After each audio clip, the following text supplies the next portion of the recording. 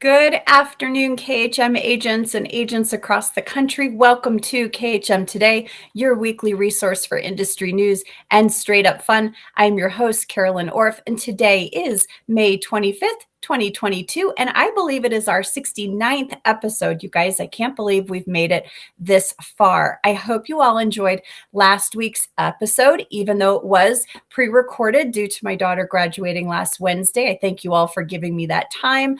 But it was timely information. It was great information. So I hope you all go back to our YouTube channel and check it out if you haven't done so already. Usually, you guys, I start the show with kind of a positive adjective, something to express the day. But let's face it, today is a challenging day. It's a hard day. So I don't want to discount that. And my thoughts and prayers go out to all the families that are in Texas today. It's sort of empty, thoughts and prayers. We say it a lot, but it's truly all I have today. So what does bring me joy and some peace is this amazing group of agents, suppliers, and staff at KHM. So that's what's bringing me peace and joy today. And the suppliers that we have and the guests that we have today are really going to bring you some joy because I've been waiting to have these guys on for many months. So today is the day. It is actually National Wine Day as well. So yay, one of my favorite days. What a fantastic day to celebrate. And guess what else? I know so many of you know that today we opened registration for our Crystal Conference. So if you haven't registered, make sure that you go in and register. I know we've already sold out of some cabin categories, which just, again, brings so much joy and lightness to the day. So be sure to sign up for Crystal Conference. And we've also got Destination Success in July and August Bootcamp 1.0 that I would love to see many of our agents at. So I look forward to the opportunity to seeing so many of you there. But it's been a long time coming, and I'm so excited to welcome our first guest for today. Please welcome Kelly Craighead, President and CEO of CLIA, as well as Charlie Sylvia, Vice President of Industry Trade Relations. Hi, guys. Hi, Carolyn. I feel like we've worked so hard to get here. We had some technical difficulties the last time Kelly was going to be on, so I'm just so happy to see you both. Me too. You know, Carolyn, it's because it had to be National Wine Day for me to be able to be on. That's exactly right. And as I told you guys before the show started, I would have had my wine here, but I'm so exhausted from graduation parties that I don't think I can look at wine for another week or so, or maybe tomorrow. It's Thursday.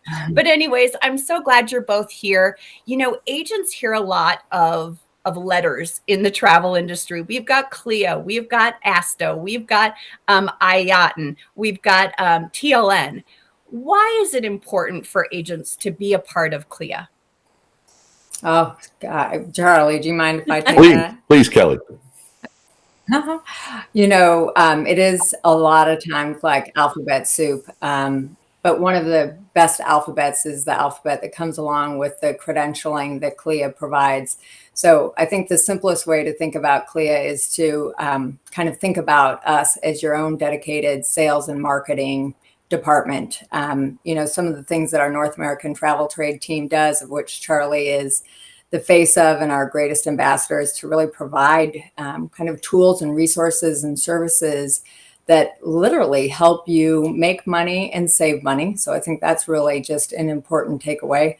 But also it's really the credentialing that comes, the validation by participating in our professional development coursework and the access and the exposure to the cruise lines that we representing almost 90% of the ocean-going cruise capacity in the world.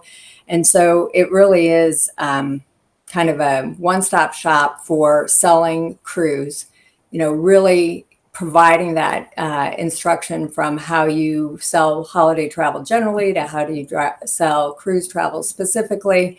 And you also get this added benefit because not only are we here to support our travel advisors and travel advisor community, which is just critical to our ability to function as an industry, but the other half of CLIA really spends time developing the policies, providing the platform, and creating the support mechanism for advocacy work around the promotion of cruise. So things like reputation management, things like the robust protocols that were put in place during the pandemic get kind of cooked up at CLIA because we have such direct involvement with our cruise line members. One of the best things that I know I ever did for my business was get my ACC, right? And I, in all honesty, I should be an ECC if I just did the paperwork at this point in my career. But I loved the book. Does the book still exist? And I liked putting all my papers in. Right. Liked getting all my signatures. It was kind of like being a Girl Scout again. And but there was this source of motivation when you started to tally up what you either needed to see, sell, or do. And boy, when you tell your husband or your significant other, hey, I've got to go do a 3 to 4 day cruise in order to get this certification. See you next week. It's kind of nice, but I loved it. Does the book still exist, or is it more virtual now? So now, I loved it too, Carolyn. And, CLIA and our cruise line members and river cruise marketing affiliates, we have a very, very strong commitment to sustainability. And so naturally, the book is virtual. It's digital now, right? So now when you go on a ship inspection or you attend a cruise line seminar, you need only take a picture and turn it into a JPEG or a PDF of whatever credential you have from that event, and you can upload it to your My CLIA membership portal, and that will fill into your logbook, which will eventually satisfy the requirements for certification. Okay. So no more book that you have to take from place to place. There is a sense of joy in that as well, to not have to carry that. Kelly, you joined CLIA kind of just shortly before the pandemic hit, correct? Just a year or so before. What kept you kind of centered and motivated and focused on getting those ships in the water? Right. Well, I mean, I have to say it's been an extraordinary journey, and it really is the leadership of the cruise lines and our entire community. I mean, I think you and everybody who's tuned in today recognize that those early days of the pandemic were dire. You were really helping people, in some cases save lives, be able to make sure that guests were able to come home, crew was able to come home. I mean, it really very much was mission driven in terms of leading the way and putting people first. And so there really was no choice but to just try to provide all of the support services that CLIA could possibly provide to support the entire community. So access to information, direct interface with governments, working in partnership with the cruise lines, working in partnership with our travel advisors to really solve problems around the world. And then as the pandemic endured, to really be able to help bring the industry back online. So there really was no choice, but it was, I think, Charlie, you can attest to this too. I mean, it was inspirational. I mean, there's something about feeling like you are providing value to really help people and to really support an industry that was unfortunately in the wrong place at the wrong time, at a time when something happened that had never happened before and people didn't know anything about it. And so we have a lot of work ahead of us. But what's so great is that we've built a stronger community than we've had before. We've learned how to work together with unique partners, whether that's ports or different parts of government. And so there really was a silver lining to it. And truly, I think it's the travel advisors who can take so much credit for restarting the largest market, which is North America, because we really could not have succeeded in the way that we did if we did not have so much support from travel advisors who were willing to talk to the media, who were willing to reach out to their members of Congress and to the White House. And it really proved that, this is important to the U.S. economy. It means real jobs, and our ability to help partner with groups like ASTA to advocate on behalf of the travel advisor community during PPP and all the rest of it really just showed that those of us in the travel and tourism sector know how to collaborate, and it made a world of difference. That was one of the things I feel like I noticed most. And Charlie, you can probably speak to this as well, that collaboration. We really saw it happening with the cruise lines. And let's face it, right? They're all competitors. I'm getting emails every day about this offer or that offer. And what are they doing for travel advisors? What do their booking engines look like? What are they offering our clients? But we really saw everyone come together and say, what can we do to get everyone on board again with the correct protocols, being safe? And I don't know that we saw that within any other travel section of the travel industry. Cruise really led that charge. I have to say, I agree. My background is in tourism writ large, more on the destination side. So I really do follow closely kind of air and airlines and hotels and resorts and kind of the whole other sectors. And everybody on the private sector side are fierce competitors. But what was astonishing and is continuing to happen today is just the willingness of the leadership at the highest levels, at the middle level, at the lowest levels, to share information, to share best practices, to share resources, understanding that a rising tide will lift all boats, which I hate to ever say in this setting, but it was really true. But it continues to be true now because we're still in the pandemic. We still learn. There's still ebbs and flows. And that collaboration continues today. And it's really what I think is going to help the industry come back better than it was set back before the pandemic. Mm-hmm.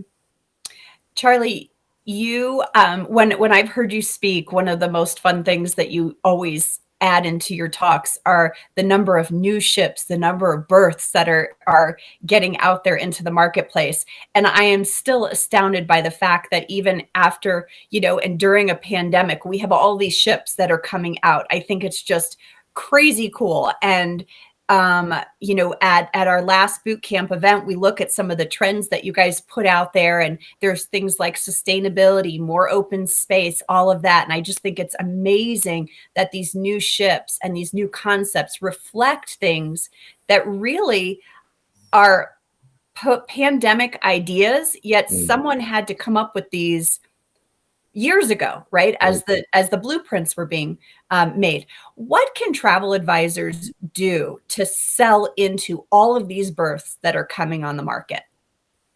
Well, right now, and just to level set, I took a look at the order book a little while ago for ocean-going vessels, and we have presently 75 new ocean-going cruise ships coming online in the next 5 years. And Carolyn, that represents more than 169,000 lower berths that need to be filled at every turnaround. So, and it also represents a nearly $50 billion commitment by the cruise lines, which just underscores the tremendous opportunity that exists within the cruise industry for travel advisors. So, to answer your question, one pro tip that I'd like to share with anyone watching this is, when you have a new ship coming out, when you see a new ship coming out and you're really excited about it, as I am really excited by virtually every ship that comes out, the first thing that I would recommend, and this is exactly what I do as a travel advisor, is to take out group space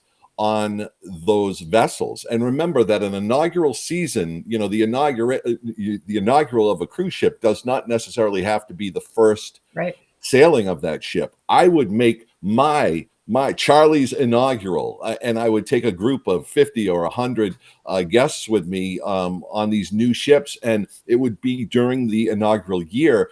And every one of those people was made to feel very special that they had participated in the inaugural season. So, blocking that group space, selling into these inaugurals, posting pictures on social media of the construction progress and the christening and launching events that happen, YouTube videos and so forth, building the excitement.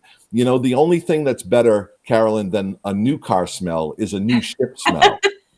And so that's what I would do. I would take them with me. And by hosting your own groups, and I hosted between 6 and 9 groups every single year, by hosting your own groups, it's a great way to bring new to cruise into the fold for those couples who may be hesitant to make that first cruise booking. I would tell my clients, let me take you with me and I will show you cruising, and then open the doors to a wonderful lifetime of experiences on the best way to see the world. I love it. But I gotta backtrack a second. Is there really a book? Yes. There is really a book. There's a book of a cruise ship order book, and my colleagues at CLIA and I refer to it quite frequently, and it shows the tonnage and that number 169,174 lower berths that are being added to the CLIA global ocean-going cruise ship fleet. That number is net of any ships that are being recycled. So net of the ships that are leaving, the ships coming on board, we're going to have 170,000 more berths, and we need 37 million people to sail annually within the next 3 years. So the opportunity is massive. And for a travel advisor, there's never been a better time to get into this business, because consumers, more than any time in my 30 years in this business, understand the value of a travel advisor. But I'd love to just kind of add, because we do need to have lots of new to cruise, and the largest growing segment of people of cruise curious are millennials and Gen Z. And the new ships that are coming out are some of the most technologically advanced, most sustainable ships that you can possibly imagine, which is sometimes counterintuitive when you see some of the larger ships.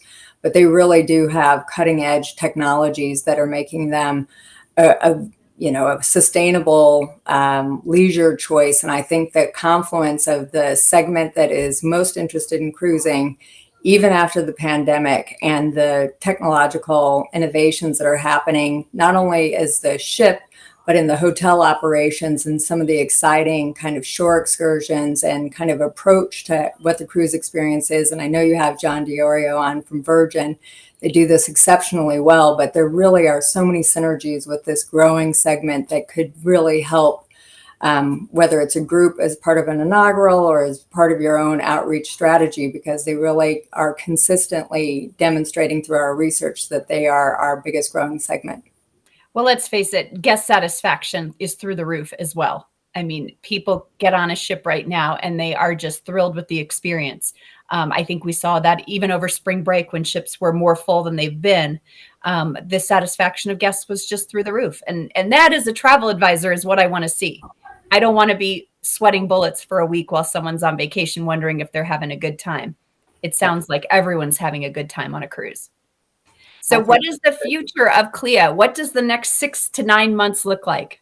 Well, it's really, it's amazing in the cruise industry. It's never boring. So, as much as the cruise lines, in fact, the entire wider community was focused on restarting cruising. And we do expect that we'll be back at 100% capacity by the end of this summer, which is terrific news.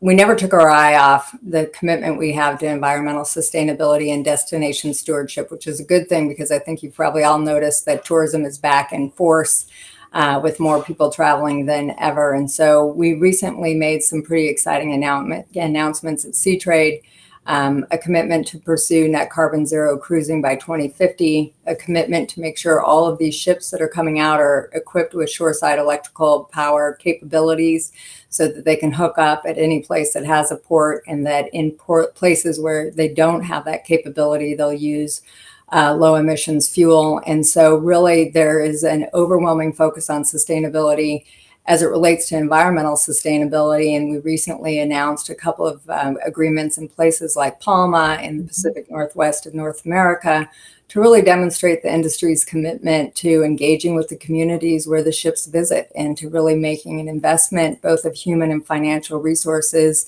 to achieve some of these incredibly ambitious goals that really are only going to come about if we also invest in the research and development that's needed, because some of the technologies that are going to make this goal possible don't exist yet. So we are hip deep, shoulder deep in all of this work around decarbonization, but also in just kind of the going concerns of how do we better work with communities and broaden the map, because we do want to bring so many more people on ships to places that everyone will then appreciate, citizens and passengers alike.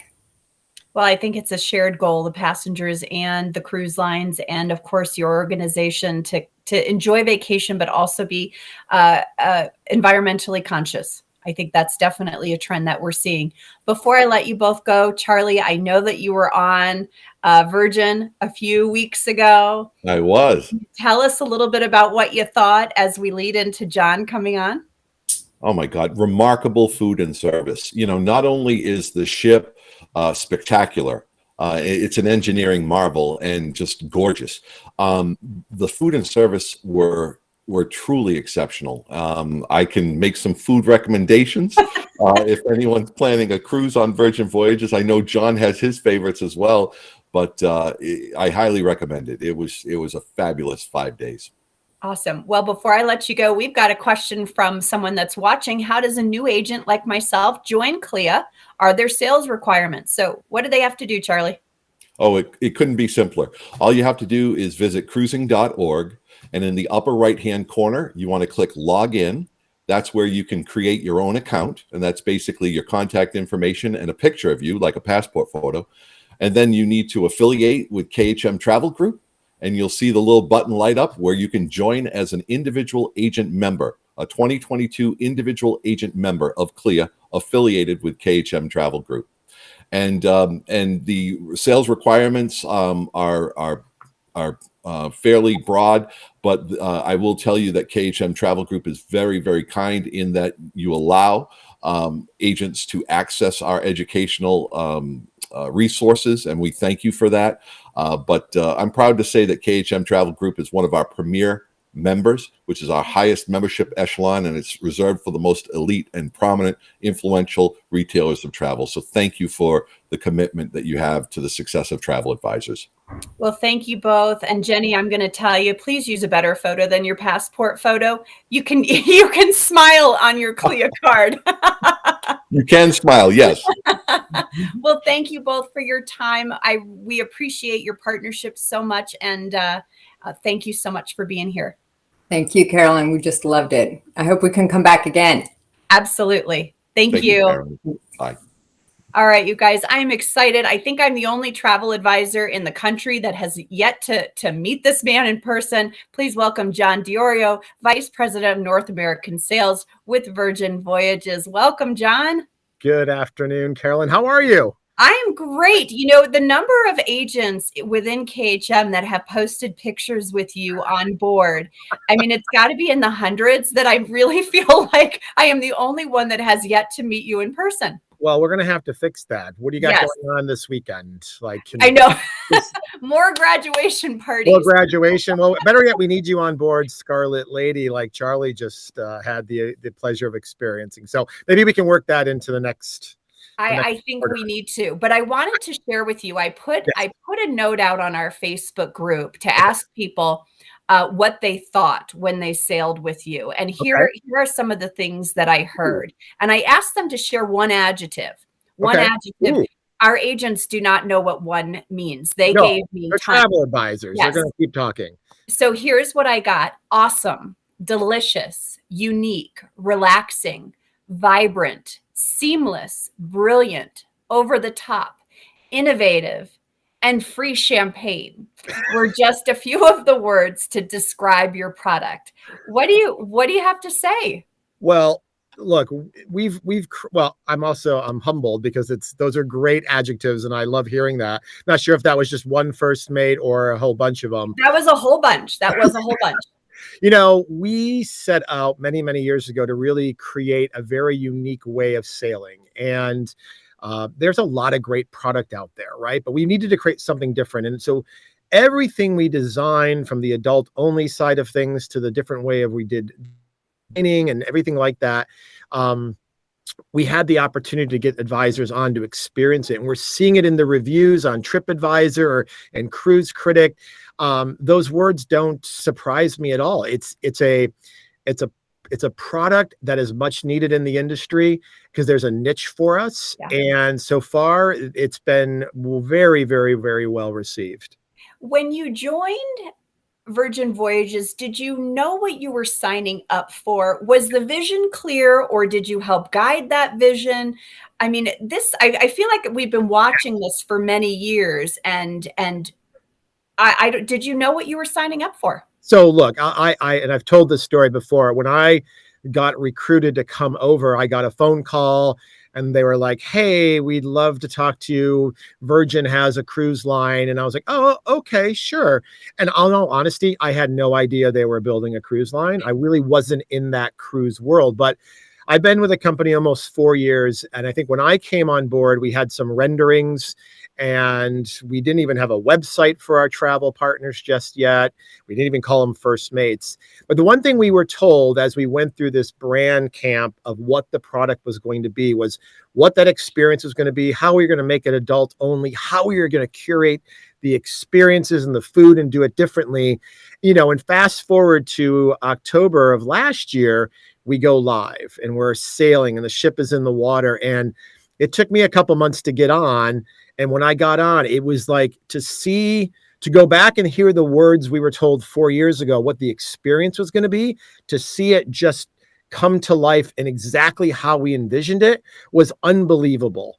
And that was truly a magical moment to see that. Along the way, the great part for me was to be able to create all the fun things with all of my fabulous colleagues, like our First Mates program and C Academy, and have a lot of input on bringing the product to life for our travel partners. But the brand experience itself and the vision that our leaders had and Richard, to see it actually come to fruition was a great feeling.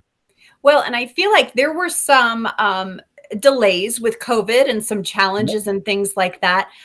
Would you agree? Because I feel like I saw this right online. Travel advisors really gave you guys a big push. They did.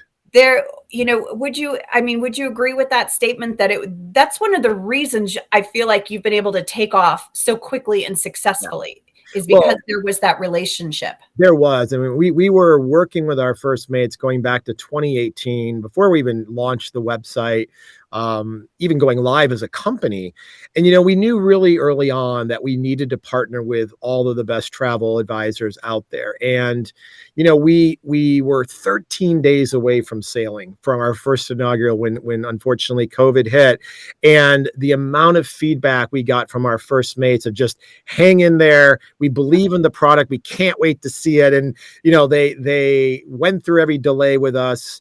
We knew we had their back as well. We protected everyone's commission. We gave 200% future voyage credits, paid the refunds in 7 days for those that wanted them, but they stood by us. I mean, even within the KHM family, great advisors like Jim Drennan and Kevin Mayfield, they're like, stay there. It's coming. Just keep pushing. So it was a great feeling.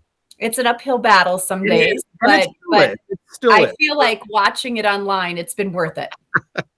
That's all I can say. Everyone else has been on the ship. I'm going to get there. You're next. All right. So let's talk about J-Lo. Oh, yes. So, I start reading J-Lo's partnership. She's not a godmother. She's more of an influencer, a curator. Does she have like are you sitting down? Is she sitting down and saying, here's what I think? Do you want to meet her really quick? I would love to meet her.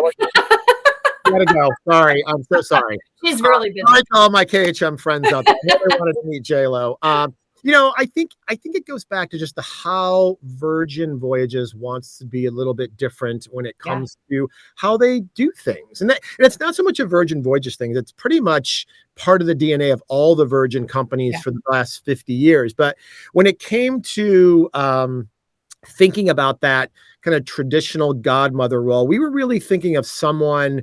We wanted more of a creator to help us build this brand along the way. And, we just felt she's just so inspiring and empowering, and she's got that entrepreneurial spirit. She was just that perfect fit for us. Mm-hmm. And she represents all of our ships and our entire brand. And we're just getting started with working with her. As of this sailing right now on Scarlet Lady, we actually have her J-Lo beauty products on board for the first time. It's going to happen on Valiant Lady here in the next month or so.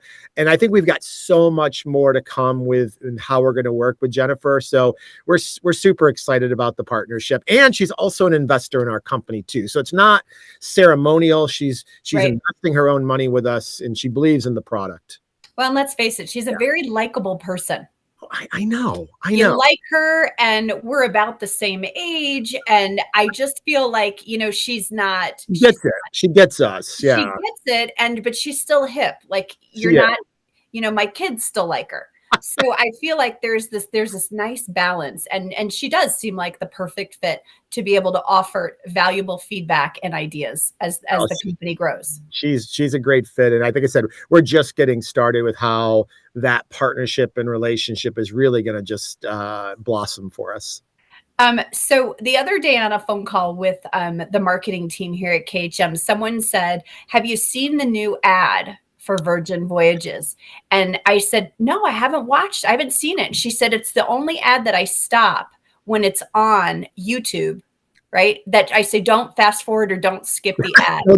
So I watched it yesterday. Okay. It has to be one of the funniest things I've ever seen. Yeah.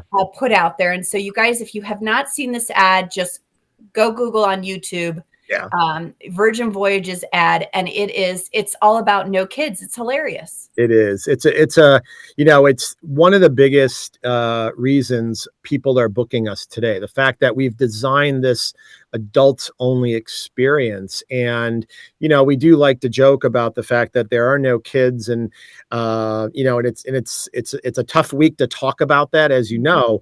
But it really is what when customers look at us and they say, what makes us different, that is a key differentiator for us. And it's the number one reason people do book us. And it's, when I talk to advisors and I say, what are you booking? What are you getting asked? My only question is, if you've got anybody asking to come to travel and they're not traveling with kids, I think Virgin Voyages has to be in that consideration set. But it is a hilarious commercial. My kids are singing the song all the time, and it's we're very proud of it. So. Well, it's just a unique take on the industry. I think it's fun. We had one of our agents on. I'm going to give a shout out to Marie Smith. She was on there, and the entire week she was on there, she posted workout pictures. Oh my God. And I thought, okay, that's the last thing I post. I might hit the gym once or twice, but she looked like she was there all the time. Well, and so this is just, again, it's a different mindset when you're on the ship. Yeah, wellness plays really big into the experience, whether you're getting into wellness or you're bringing that wellness routine on your holiday. And what's great about it is all of our group fitness classes are included in the Voyage Fare. So you want to go do some yoga classes, and we're not charging you for it, but we do have so many adult fun things around wellness that you can do and not feel like you have to share that space with kids. Yeah. What can we look forward to in the next year with Virgin? So in a few months, we're going to take delivery of ship number 3, believe it or not. Resilient Lady will start sailing out of Athens, Greece in August. And, we've done a lot in the past year. We've launched our terminal. We're going to launch 3 ships in 11 months, which is just unheard of. And so I think for us, where we're headed after August is now continuing to build that brand awareness, get more people on board the ship and get them excited about the product. We'll have about a little over a year break, and then we'll bring ship 4 to the waters in November of 2023. So a lot of great things, a lot of great events we'll be at. We'll be at the Destination Success event in July, so we're excited to be there. So we're trying to be everywhere we can to work with the KHM family. Awesome. Well, thank you so much for your time. It was so great to finally meet you. Hopefully I'll see you in July. I hope so. Take care, and thank you again. Much success. Take care. Appreciate it. All right, you guys. Oh, how fun. It's been a long time coming. A little wine and waves today. So you guys, one of my favorite partners in this industry is, of course, my teammate, Matt Wahlgren, who knows his wine. So please welcome Matt, where we will celebrate National Wine Day together without any wine. Hi, Matt. Hi, Carolyn. How you doing? Good. And Matt looks like he's going to Hawaii. Yeah, always. That's the dream. I love it. Okay, so you love your wine. You've spent a lot of time in the Sonoma, Napa area, so you're always awesome at sharing that insight with us. What have been some of your favorite wine experiences? Yeah, well, a few years ago, I decided to start a new tradition when I traveled to Europe, and that is I want to go wine tasting, but not in a wine shop or a wine bar. I want to go to a winery. So that first experience is what caused it. Because I was on a Azamara cruise, they included this experience as part of a distinctive voyage where I was the host, and it was amazing. I'm like, okay, I'm doing this every time I go to Europe. They took us through Tuscany. drove us. When we got to the farm, they took us the rest of the way through a horse-drawn carriage. They cooked us lunch, which was delicious. We did a full wine tasting of wines that they had produced on their farm. It was just like you would kind of imagine in a movie or a story, right? It was very picturesque, this cool little farmhouse, beautiful scenery. So that's the one that got me, I need to do this every time I come to Europe. I love it. Okay, so when you have events like this or experiences where you have loved that, how can we translate that experience into our own business with either creating this again for a couple or a group? What can we do to take that one experience and multiply it? Yeah, well, I think, particularly if it's a group, there's some things you can do. And of course, those are more lucrative. But let's talk about the individual first. I think a lot of it is choosing the right partners and relying on them for their knowledge, and also reaching out to those expert agents in that area. So if we're talking Italy, right, we have a lot of expert agents there. We have a lot of great suppliers in Italy. And so that's what I started doing. I do a lot of custom Italian itineraries. And so this year it's been a lot of fun because, typically what do people do when they go to Italy? They do, Florence, Rome, Venice. Mm-hmm. But now I've got these clients who want something really unique. And so I'm sending them to places like San Gimignano instead. And I'm hooking them up with a driver who's going to take them wine tasting throughout the region and spend a day. So I think that's really cool. Now, you want to talk about groups? Yes. Okay, so here's some tips for groups. Again, it's about partnerships. So partner perhaps with a wine affiliated business. So is there a wine shop or a restaurant that has a lot of good wine options, or a local winery that you can partner with to cross promote each other? You're going to take people to their business. Hopefully they'll promote people to your business. Partner with the right supplier as well. So if it's a river cruise, Alma Waterways has a great wine program. And I'm not talking about the wine groups that they promote on their website. If you want to do your own wine group, they have a wonderful program with that, and you can reach out to them to learn more about that. But another one is Holland America with ocean cruises. They allow you to bring on wine for wine groups. Not a lot of ocean cruises do, so that's something different and unique. Or if it's just a land tour, pick your favorite supplier. Maybe it's Europe Express, maybe it's Avanti, maybe it's Go Away. Those are great ones. So now you've got your partners, right? So like you said before, leading up to this, is we want to create something unique and special. So maybe you're partnering with a local winery wherever they're traveling to. Maybe it's you're bringing special wines with you, and you're going to do a special tasting for them. Maybe it's some special gift that you're giving them, or special speaker, right? You want to create something unique because you're probably going to want to charge a little extra for this if you can, right? And you want it to be something that's going to bring the group together and bring cohesion. Because what do you want to do? You want to do this again, right? Yes. You want to do it again next year, or you want to do it again the next quarter.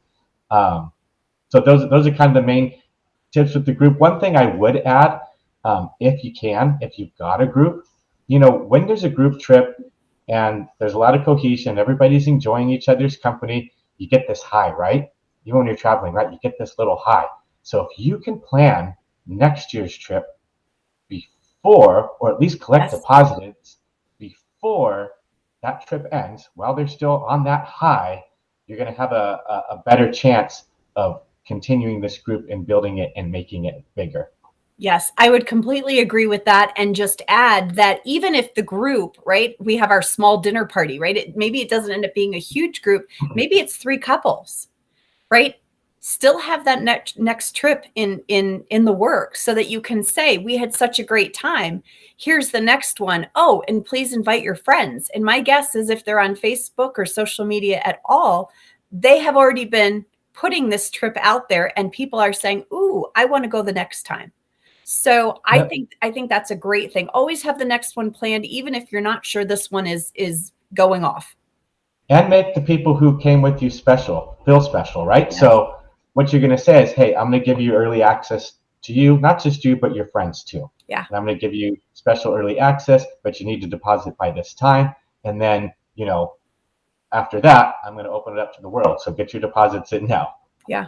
I'll share with you real quick one of my favorite wine country stories. This is quite hilarious, I think, because it just goes to show you that my head was in the clouds. But I have a good friend who owns a piece of land in Santa Rosa, Sonoma area, and he grows grapes for other wineries on it. So my husband and I were out there during the crush season, which is the picking season, and it was perfect. And he says, okay, well, we're picking the grapes on Saturday, so we'll pick you up or come to our house at 9 o'clock. Well, I'm ready to go. I'm so excited. I have my grape picking outfit all on. And we show up. Did you have a hat? Did you have a grape I had a hat? I looked cute for grape picking. I mean, I knew I wasn't going to be sitting there all day, but I thought we were going to pick the grapes. And I said, okay, well, when are we going? He goes, all right, well, we're going to meet them over at this winery. And I said, well, hold on a second. You said we're going to pick the grapes. He said, no. And he said, we're not doing it. He said, I meant we, like as in the company, the business is picking the grapes, not us. My face must have showed such severe disappointment that he said, all right, we'll go over there. So we went, and I pretended like I was picking the grapes because in all actuality, they had already done it probably hours before we got there. But it was so wonderful. And then we met the truck over at the winery, and we watched all of the grapes go in and get crushed and tasted it right from that point. It was crazy. It was one of the most fantastic things I've ever done in my life. But my friend will never let me live it down that I actually thought I was going to go out there and start picking the grapes off the vine. But I was all for it. I thought it would be a great experience. So, well, thank you so much. We've got a lot of comments that say they want to go wine tasting with Matt. So maybe that's the next thing we have to set up. Let's go. Let's do an agent journey. There And we go. before I go, I do want to say I'm going on my first Virgin voyage next month, so I'm excited about that. Yes, you I should gotta get be. my training done. I haven't finished my training, so I gotta finish my training. But it looks like a really cool It does. ship. And I love the way they're doing the few different tweaks that they're doing. I want to see how they look. They sound good on paper, and I want to see what it's all about. So. Well, don't forget, I believe the Scarlet Party is the place to be. Everyone keeps posting photos in red. So okay, I got to bring red. Okay, you got to bring red. I'm fairly certain. Right. Don't quote me on that, but I'm fairly certain that's the thing. So, well, Matt, thank you so much for being here once again. It was great to see you. Thanks for having me. See you next time. All right, you guys, thanks so much for joining us today. It was so fabulous to see Kelly and Charlie and Matt and John. We appreciate the continued support of our sponsors, especially Apple Leisure Group Vacations, who is our primary show sponsor. And you guys, next week, we will start our month-long celebration of Pride Month. So thanks so much for being here. We'll see you next week. Have a great day, everyone.